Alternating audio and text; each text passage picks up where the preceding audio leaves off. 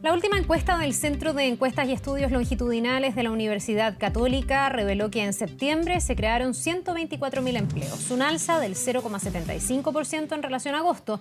Queremos analizar estas cifras y la situación laboral en nuestro país. Estamos para esto en contacto con Benjamín Villena, académico de la Facultad de Economía y Empresas de la Universidad Diego Portales. Benjamín, muchísimas gracias por acompañarnos y buenos días.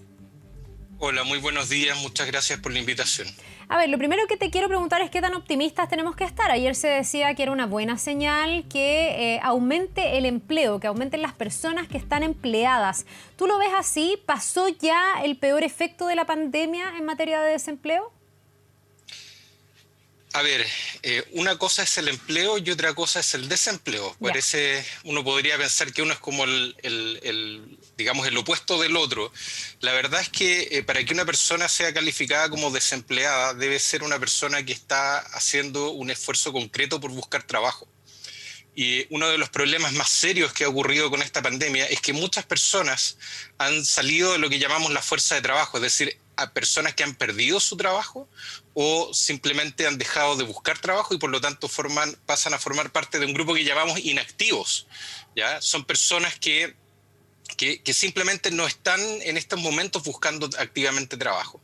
Hay un grupo enorme de personas que están en esa situación hoy día. Ya están siendo catalogadas. Entonces, muchas veces la tasa de desempleo no refleja muy bien la situación del mercado laboral. Benjamín. Y si bien las últimas cifras, como las que tú dices, ¿cierto?, nos señalan que la situación va mejorando un poco en términos de empleo, existe, por así decirlo, un grupo de personas muy significativo que probablemente cuando las condiciones sanitarias mejoren, van a entrar al mercado laboral y tal vez veamos que el desempleo va a empezar a aumentar.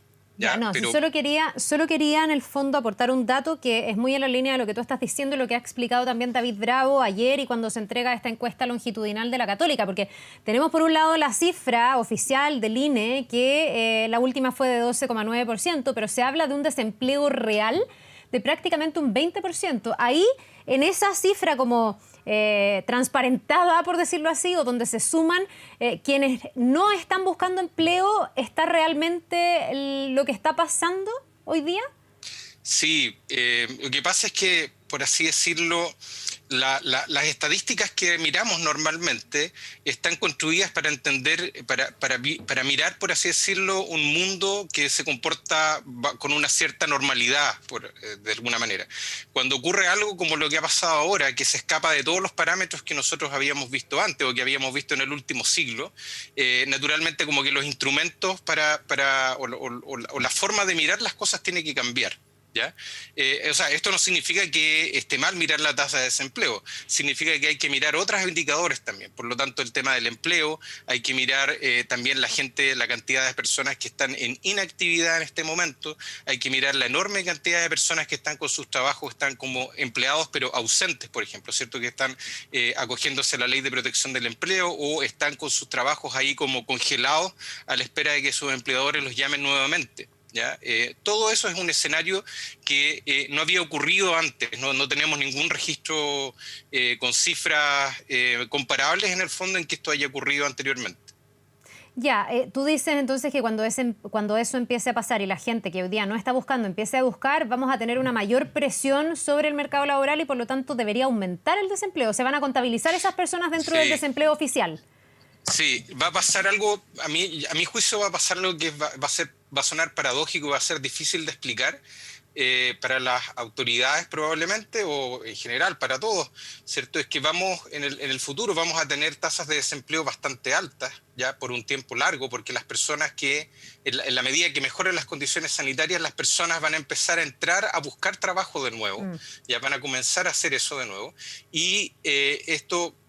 de alguna manera, un alza en la tasa de desempleo casi que podría ser visto como una buena noticia en ese contexto, ¿ya? Pues simplemente significa dos cosas. Las personas efectivamente están haciendo esfuerzo para tratar de encontrar una nueva ocupación, por un lado. Por otro lado, va a reflejar que hay algún grado de confianza en que estas personas pueden encontrar un trabajo.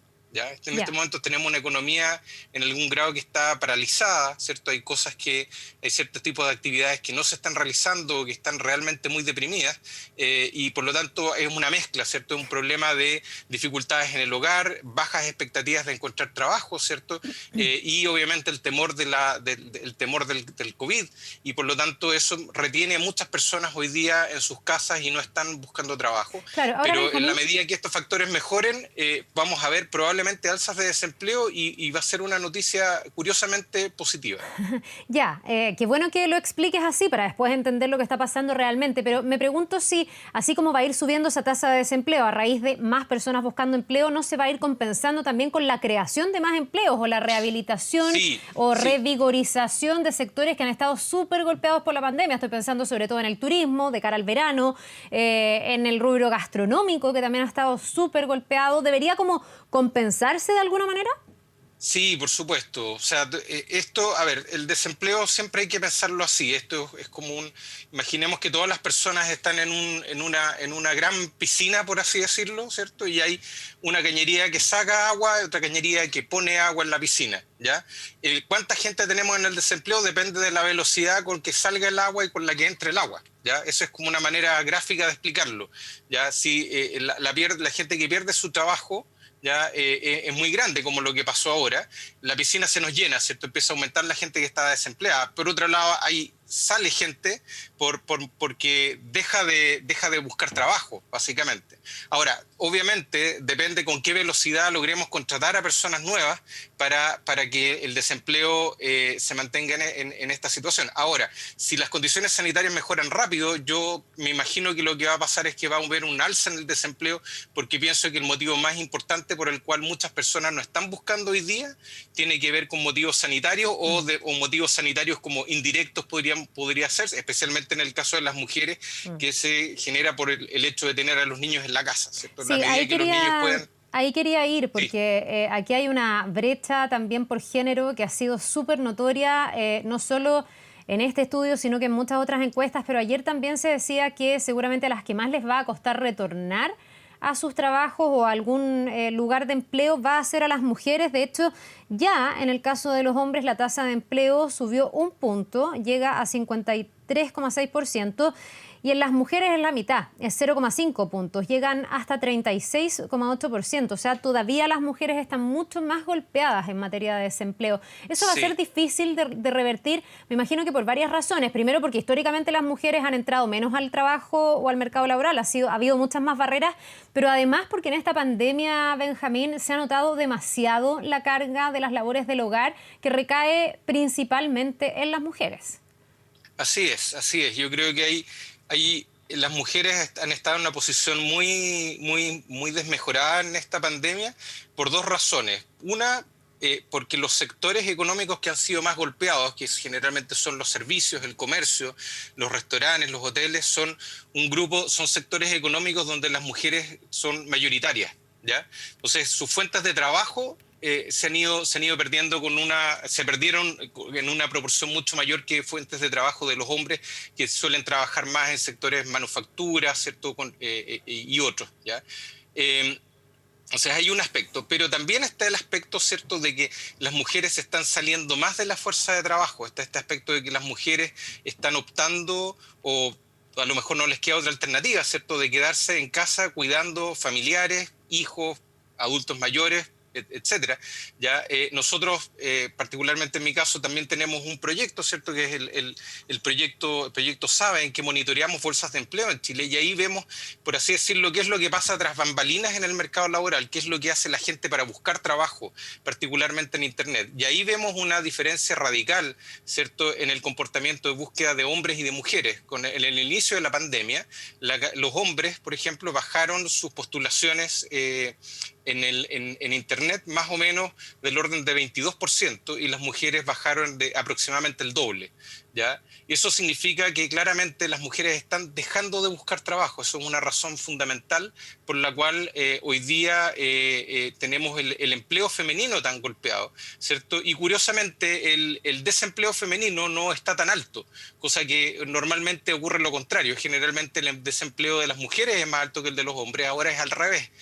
¿ok? Entonces, de nuevo se producen como estas situaciones un poco paradójicas o poco usuales, que se producen básicamente porque tenemos mucha gente entrando y saliendo de la fuerza de trabajo, que es algo que Claro. normalmente no ocurre. Benjamín, quisiera comentar contigo también otro foco de este estudio que tiene que ver con el empleo asalariado y el empleo independiente. Aquí se ve un repunte del empleo de independientes que han estado fuertemente golpeados también.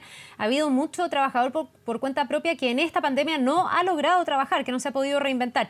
Pero por otro lado también se destruyeron 98.000 empleos asalariados. Entonces también uno se pregunta si ahí no hay una señal de alerta, porque la Ley de Protección al Empleo de alguna manera contuvo durante varios meses la posibilidad de los despidos, y yo me pregunto si entonces después de pasada esa cantidad de tiempo no vienen ahora más despidos y más empleos que se destruyan en cuanto a los asalariados. A ver, es posible. Ahora hay que tener en cuenta algo que siempre pasa. Una economía, aún en su mejor momento, siempre está destruyendo empleos, siempre. O Ya. sea, siempre hay algún grado de destrucción de empleo, siempre hay un grado de creación de empleo en cualquier economía. Eso es parte del paisaje. ¿Ya? Ahora, efectivamente, en esta pandemia hay digamos, en el momento inicial se produce una destrucción de empleos muy, muy grande. ¿Ya? Y es probable, tal como tú dices, ¿cierto? La Ley de Protección del Empleo contuvo algo de esto. Ahora, esa contención probablemente va a ser temporal. ¿Por qué? Porque en el fondo se acogieron a estos empleos que de alguna manera dudaban de su viabilidad en las situaciones actuales, ¿ya? Y puede ser, depende en el fondo, ¿cierto? ¿Qué pasa cuando la economía se siga abriendo, ¿cierto? O tratemos de que se vaya reactivando la economía. A lo mejor algunos de estos empleos, de algunos de estas empresas, ¿cierto? Que suspendieron, por así decirlo, congelaron a sus trabajadores, a lo mejor no van a ser viables en un tiempo más. ¿Ya? Y efectivamente creo que vamos a seguir teniendo una tasa de destrucción de empleo relativamente alta por un tiempo, por lo menos hasta que en el fondo ya el tema sanitario esté un poquito más despejado. Bueno, te queremos agradecer por ayudarnos también a entender un poco más lo que está pasando. Hemos tenido buenos alcances en esta entrevista para también ir leyendo las cifras de aquí en adelante. Así que Benjamín Villena, académico de la Facultad de Economía y Empresa de la Universidad Diego Portales, muchísimas gracias por esta entrevista y que tengas un buen día. Perfecto, muchas gracias a ti, muy agradecido de la oportunidad de conversar estas Que cosas. estés Hasta muy luego. bien. Nos vemos.